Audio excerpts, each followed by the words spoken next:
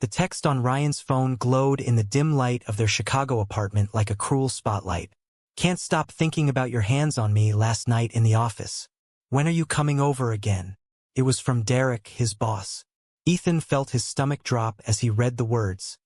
The man he had loved for years suddenly a stranger. His fingers tightened around the device until his knuckles turned white. He had only picked it up to move it off the kitchen counter while Ryan showered after another late night at work. Now the screen had changed everything. Ethan stood frozen in their sunlit Lincoln Park kitchen, the smell of the coffee he had brewed for Ryan still filling the air. Outside the tall windows, the Chicago skyline stretched under a clear blue sky, but inside, his world narrowed to the glowing screen. Derek Lang, the powerful executive at the marketing firm where Ryan had climbed the ranks so quickly these past 2 years. The same Derek who had come to their house for dinner parties, laughing too loudly at Ryan's jokes and clapping Ethan on the shoulder like they were old friends. Ethan had always felt a twinge of unease around him, but he pushed it down. Ryan called it paranoia. Now the messages told a different story. He scrolled up, heart pounding. The conversation went back months. Flirty texts turning explicit, plans for stolen moments in conference rooms and hotel bars after client meetings. Ryan had complained about long hours, but this was the truth. Ethan placed the phone back exactly where he found it, his hands shaking. He walked to the living room where Evelyn sat in her wheelchair by the window, knitting slowly with arthritic fingers. Ryan's grandmother, 82 years old, sharp as ever despite the stroke that had brought her to live with them. "You look like you've seen a ghost, sweetheart," Evelyn said without looking up, her voice warm but knowing. She had been the reason Ethan quit his graphic design job 2 years ago. After her stroke, Ryan could not take time off his rising career, and Ethan's flexible work had seemed like the perfect solution. At first it felt noble. He helped her with physical therapy, cooked her favorite meals, listened to her stories about growing up in the Midwest. Friends started calling him the granny sitter, half joking, half pitying. Ryan's family whispered that Ethan was not pulling his weight financially. Ethan's own conservative parents in Indiana kept asking when he would go back to a real job and stop playing house. Ethan forced a smile for Evelyn. "Just tired, Grandma. Ryan will be out soon." He turned away to hide the tears burning in his eyes. How had it come to this? He remembered the day he met Ryan 6 years ago at a charity gala downtown. Ryan, tall and charismatic with his sharp suits and ambitious smile, had approached Ethan across the crowded room. They talked for hours about art, travel, and the pressure of family expectations. Ryan came from a working-class background in Ohio, always hungry for more. Ethan, from a stable but emotionally distant family, fell hard for that drive. Their wedding in a small vineyard outside the city had felt like a triumph against the odds. Gay marriage was still new enough in their circles to draw stares, but they ignored it. Now, as Ryan emerged from the bathroom in a towel, humming, Ethan studied him. The same broad shoulders, the same easy grin. But everything felt tainted. Ryan kissed Ethan's cheek absently. "Morning, babe. Smells good in here. Evelyn, how are you feeling today?" He ruffled her hair gently, the perfect grandson. Ethan watched, a knot forming in his throat. He wanted to scream, to throw the phone at him, but the words stuck. Instead he served breakfast, helped Evelyn with her pills, and pretended everything was normal. Inside, the question swirled. Was this why Ryan had pushed so hard for the bigger house, the nicer car? Had Ethan become the convenient caregiver while Ryan chased status and excitement elsewhere? The day dragged on. Ethan took Evelyn for a walk in the park, pushing her wheelchair along the lakefront path while she chatted about old neighbors. He nodded along, but his mind replayed every late night, every business trip, every time Ryan had come home smelling faintly of cologne that was not his own. Back home, he cooked dinner while Ryan answered emails at the dining table. When Ryan's phone buzzed again, Ethan glanced over. Another message from Derek. Ryan smiled at the screen before silencing it. That smile twisted something deep in Ethan's chest. That evening, after helping Evelyn to bed and reading her a chapter from her favorite mystery novel, Ethan sat alone in the guest room they used as an office. He opened his laptop and stared at old photos. Their honeymoon in Hawaii, arms around each other on the beach. The day they brought Evelyn home from the hospital, Ryan promising it would only be temporary. But temporary had stretched into 2 years, and Ethan had lost touch with his old colleagues. His savings had quietly funded their lifestyle, while Ryan's promotions brought bonuses that always seemed to disappear into luxury purchases. Gold digger. The word his sister had once used in a heated argument floated back. Ethan had defended Ryan fiercely then. Now doubt crept in like poison. He heard Ryan's footsteps in the hall. The confrontation could not wait any longer. But as Ryan opened the door with a tired smile, asking if he wanted to watch a movie, Ethan hesitated. One more night of pretending, or the end of everything they had built? The choice felt impossible. The weight of family expectations, social whispers, and his deep love for the man in front of him pressing down hard. He swallowed and said yes to the movie, buying himself a few more hours of the life he thought he knew. But inside, the storm had already begun. Ryan settled onto the couch beside him, remote in hand, completely unaware of the bomb ticking between them. They chose a light comedy, the kind they used to laugh at together on lazy weekends. Ethan barely registered the jokes. His mind raced through every possible way to start the conversation. Should he show the phone right away? Demand answers? Or lead with the hurt first? The screen flickered with laughter, but Ethan's chest felt tight, each breath a struggle against the rising panic. Halfway through the movie, Ryan's phone lit up on the coffee table. He reached for it casually, but Ethan moved faster, grabbing it and holding it out. "You left this in the kitchen earlier. I saw the messages." His voice came out steadier than he felt. Ryan's face shifted from confusion to shock, then to something guarded. He took the phone slowly, eyes scanning the screen. The color drained from his cheeks. "Ethan, it's not. It's complicated." Ryan set the phone down and ran a hand through his damp hair. "Derek and I... It started a few months ago. Work stress, late nights. It just happened. Just happened." Ethan stood up, pacing the room. The words tasted bitter. "Months? In the office? While I'm here taking care of your grandmother. Cooking your meals. Pretending I'm not slowly disappearing from my own life." The accusations poured out, years of unspoken resentment mixing with the fresh betrayal. He told Ryan about the jokes from their friends. The way Ryan's mother always thanked Ethan for being such a good helper, with that pitying tone. How Ethan's own parents called weekly to ask when he would stop playing nurse and start providing like a real partner. Ryan leaned forward, elbows on his knees. "You think I don't appreciate what you do? Evelyn loves you. I love you. But the firm is cutthroat. Derek controls the promotions. One big account and we could finally stop worrying about money." His voice softened, pleading. "This isn't about love. It's business. You know how my family grew up. I can't go back to scraping by." The gold digger label hit Ethan again. Ryan had always been drawn to the stability Ethan provided, the quiet reliability.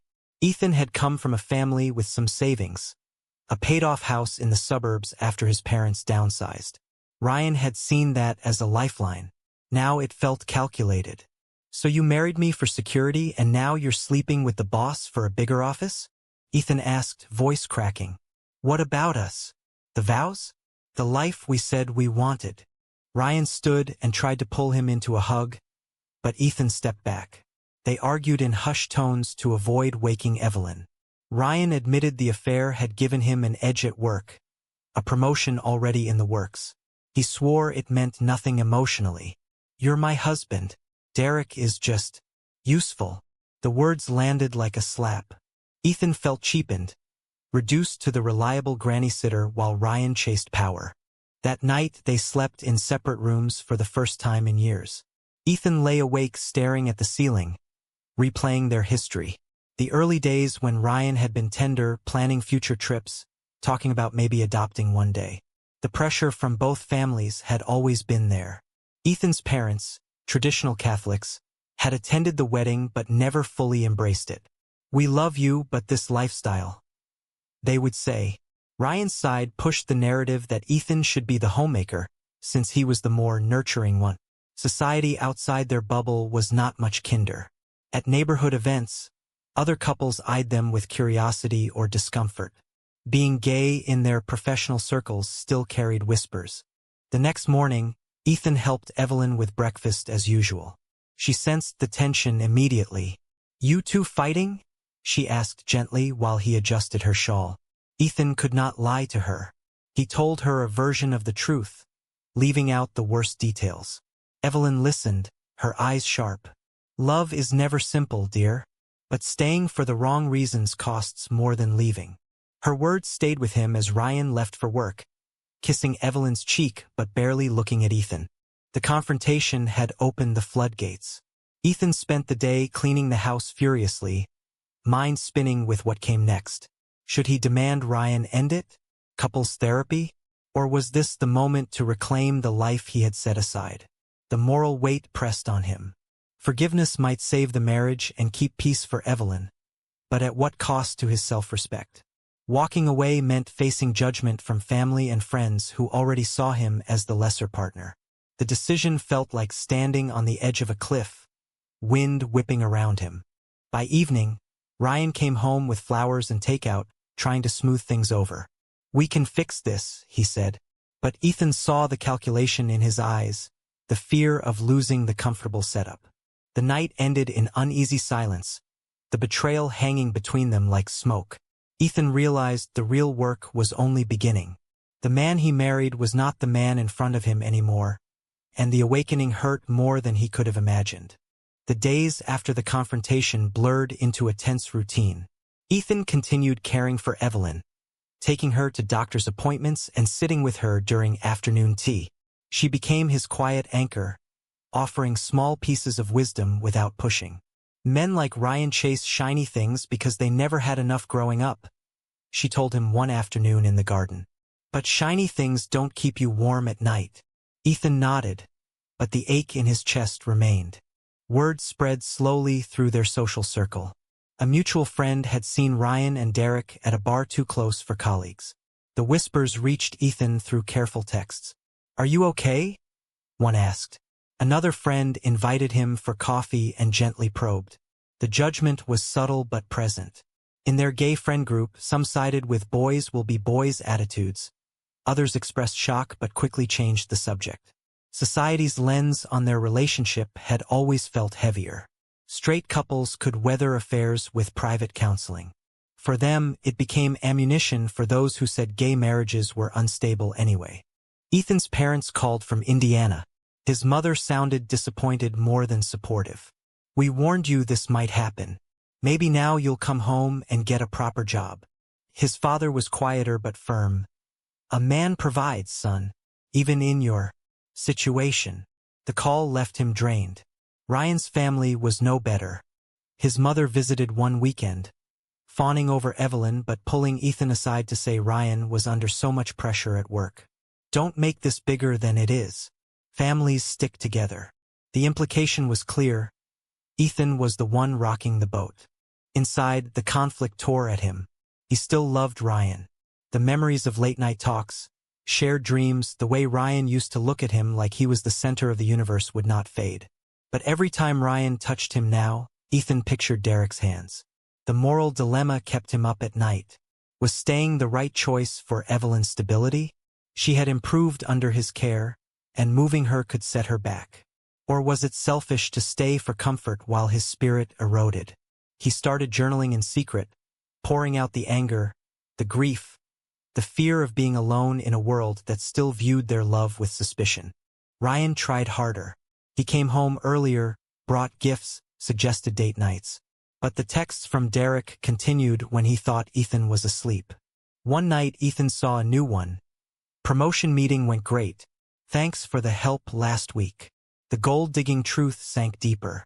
Ryan was using the affair strategically, advancing his career on the back of their marriage. Ethan confronted him again in the kitchen after Evelyn went to bed. "You're selling pieces of us for a corner office," Ethan said quietly. Ryan exploded this time, accusing Ethan of being jealous and unsupportive. "You sit here all day while I fight in the real world. Maybe if you went back to work, I wouldn't need to do this." The words cut deep, echoing the useless granny sitter label. Ethan fired back about the money from his savings that funded their life, the sacrifices no one acknowledged. The argument escalated until Evelyn called from her room, voice frail. They stopped immediately, shame washing over both. In the quiet that followed, Ethan realized the relationship was poisoning everything around them. He started looking at apartments online in secret, weighing the financial hit and the emotional cost. Friends offered mixed advice. One said fight for it, another said run. The pressure from all sides made every choice feel wrong. A breaking point came at a family barbecue at Ryan's cousin's house. The group was mostly straight couples, and the conversation turned to marriage struggles. Someone joked about wandering eyes. Ryan laughed along nervously. Ethan sat silent, Evelyn beside him in her chair. When a relative asked how Ethan filled his days, the granny sitter comments started again. Ryan did not defend him. Instead, he changed the subject to his latest work win. Ethan excused himself, pushing Evelyn's chair to a quiet corner of the yard. There, under the summer sun, he made a quiet vow to himself. He would not disappear completely. Back home that night, the tension simmered. Ryan tried to apologize, but the damage was spreading. Ethan's inner voice grew louder. You deserve more than this half-life. The societal expectations, the family pressures, the moral questions about loyalty versus self-worth all collided. He was changing, slowly but surely, and the awakening brought both terror and a strange sense of power. Ryan's promotion party at the firm became the next flashpoint.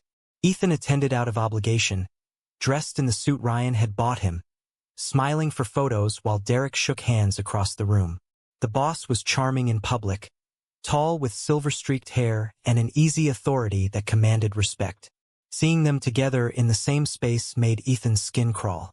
During a toast, Derek praised Ryan's dedication, eyes lingering a second too long. Ethan excused himself to the restroom, splashing water on his face and staring at his reflection. Who had he become? Later, in a quiet hallway, he overheard Derek and Ryan talking in low voices.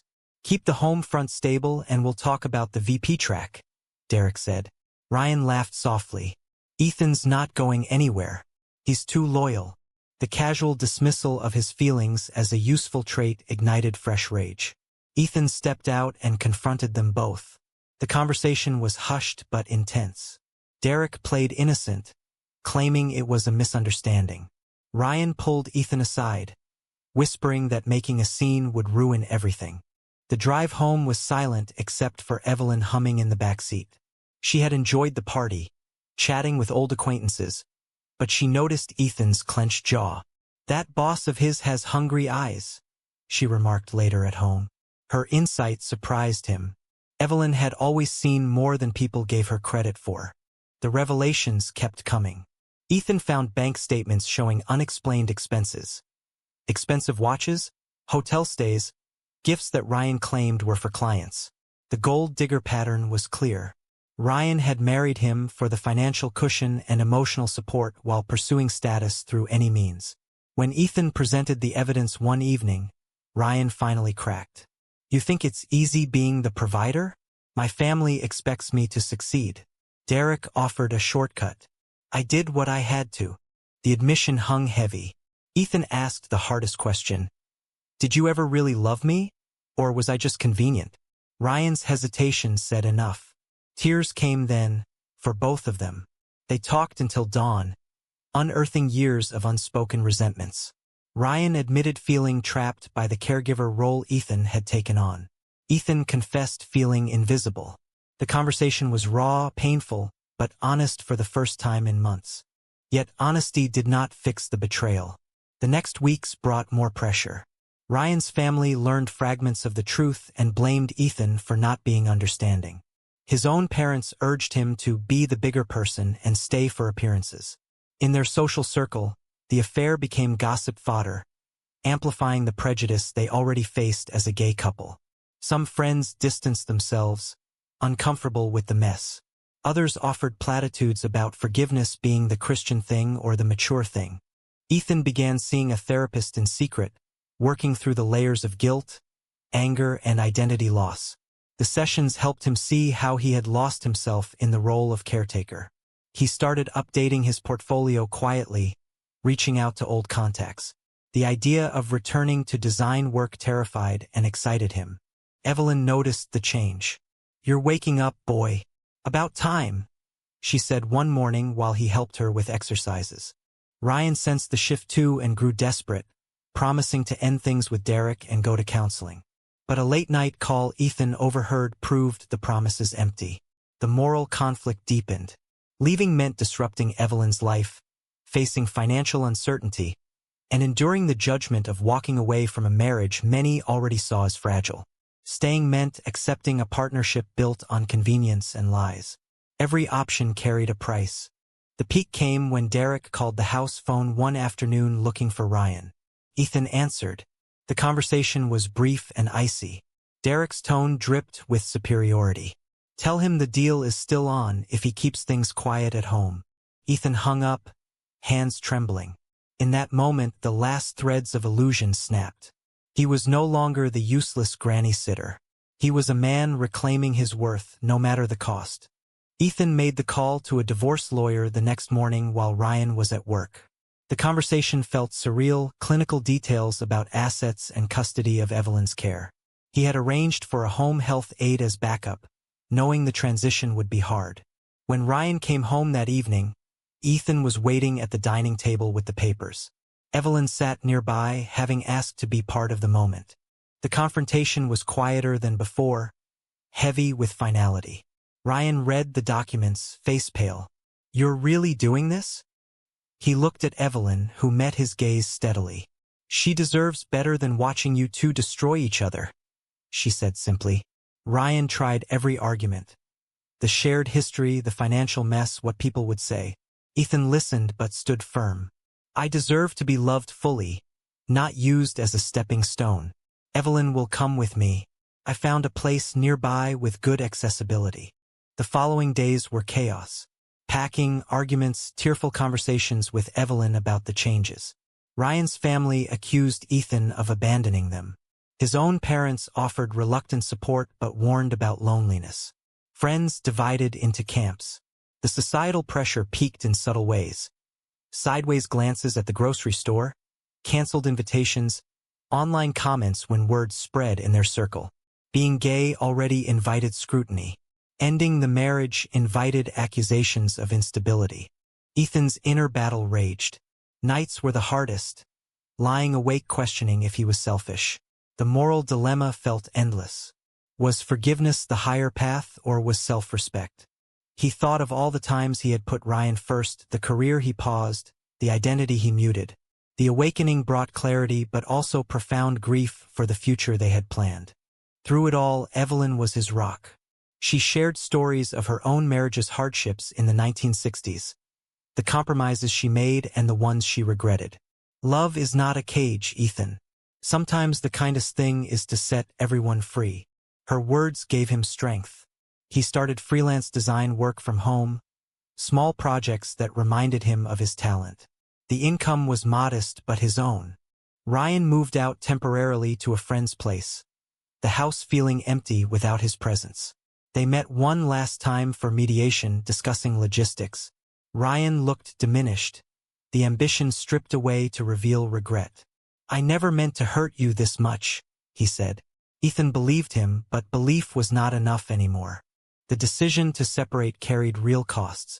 Shared friends drifted, family ties strained, finances tightened. Ethan worried about Evelyn's health during the move. Yet with each box packed, he felt lighter. The man who had been called useless was building something new. The moving truck pulled away from the Lincoln Park house on a crisp autumn morning. Ethan watched from the sidewalk as the last of his belongings disappeared down the street. Evelyn sat beside him in her wheelchair, a blanket over her lap, watching with quiet acceptance. "New chapter, dear," she said, squeezing his hand. The new apartment was smaller but bright, close to a park and with excellent care support. Ethan had secured a part-time design contract that allowed him to continue helping her. Ryan stood at the curb, hands in his pockets, looking lost. They exchanged a final hug that carried years of love and pain. "I hope you find what you're looking for," Ethan told him. Ryan nodded, eyes wet. "You too." The gold digger and the granny sitter had come to the end of their shared road. Derek had gotten his promotion, but Ryan's personal life lay in pieces. The affair had cost him more than he anticipated. In the weeks that followed, Ethan rebuilt slowly. He reconnected with old colleagues, joined a support group for LGBTQ+ caregivers, and even started dating casually when he felt ready. The prejudice was still there in small doses, but he faced it with new confidence. Family relations remained complicated. His parents visited the new place and, for the first time, seemed to see him as a whole person rather than a disappointment. Ryan's mother sent occasional updates about Evelyn but kept her distance. Evelyn thrived in the new environment, her spirits high as she watched Ethan come back to life. She often reminded him that the hardest choices were sometimes the right ones. The experience had taught Ethan the true price of loyalty, the weight of societal expectations, and the courage required to choose himself. Months later, sitting on the balcony with Evelyn as the Chicago lights twinkled below, Ethan reflected on the journey. The betrayal had shattered him, but it had also freed him. He was no longer defined by the role others assigned. He was a man who had loved deeply, sacrificed greatly, and finally chosen dignity. Was it right to walk away from a marriage marked by betrayal and unequal sacrifice, even when family and society urged forgiveness? Or should he have stayed, enduring the pain for the sake of shared history and stability? The answer remains deeply personal, but for Ethan, the choice to rise had been the only way forward.